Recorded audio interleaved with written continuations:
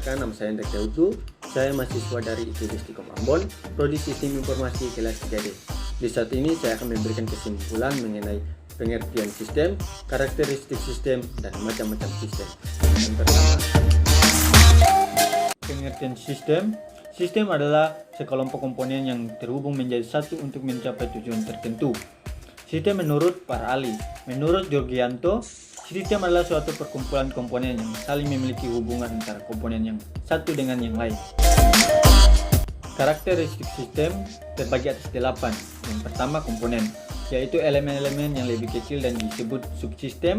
Misalkan, sistem komputer terdiri dari perangkat keras, perangkat lunak, dan manusia.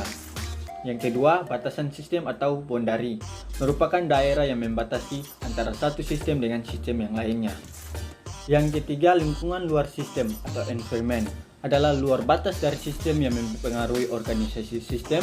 Lingkungan luar sistem dapat bersifat menguntungkan dan juga bersifat merugikan sistem tersebut. Yang keempat, penghubung sistem atau interface merupakan media perantara atau subsistem melalui penghubung. Ini merupakan sumber-sumber daya mengalir dari satu subsistem ke subsistem yang lainnya. 5. Masukan sistem atau input adalah energi yang dimasukkan ke dalam sistem. Masukan dapat berupa maintenance input dan sinyal input. Ke-6, keluaran sistem atau output adalah hasil dari energi yang diolah dan diklasifikasikan menjadi keluaran yang berguna dan sistem pembuangan. Ke-7, pengelolaan sistem atau proses. Suatu sistem produksi akan mengelola masukan berupa bahan baku dan bahan-bahan yang lain menjadi keluaran berupa bahan jadi. Yang ke-8, sasaran dan tujuan sistem atau objective and goal. Sasaran dari sistem sangat menentukan sekali masukan yang dibutuhkan sistem dan keluaran yang akan dihasilkan sistem. Macam-macam sistem terbagi atas 4. Yang pertama, sistem abstrak dan sistem fisik. Sistem abstrak adalah sistem yang berisi gagasan atau konsep, sedangkan sistem fisik adalah sistem yang secara fisik dapat dilihat. Contohnya, sistem komputer, sistem sekolah, dan sistem transportasi. Yang kedua, sistem deterministik dan sistem probabilistik. Sistem deterministik adalah suatu sistem yang operasinya dapat diprediksi secara cepat, misalnya sistem komputer.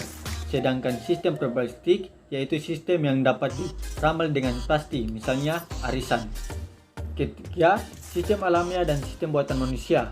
Sistem alamiah adalah sistem yang terjadi karena alam, misalnya tata surya. Sedangkan sistem buatan manusia adalah sistem yang dibuat oleh manusia, misalnya sistem komputer. Dan yang keempat, sistem tertutup dan sistem terbuka. Sistem tertutup adalah sistem yang tidak berinteraksi dan tidak dipengaruhi oleh lingkungan. Sedangkan sistem terbuka yaitu sistem yang berhubungan dengan lingkungan, misalnya sistem perusahaan dagang. Ini kesimpulan dari saya tentang materi sistem. Semoga bermanfaat.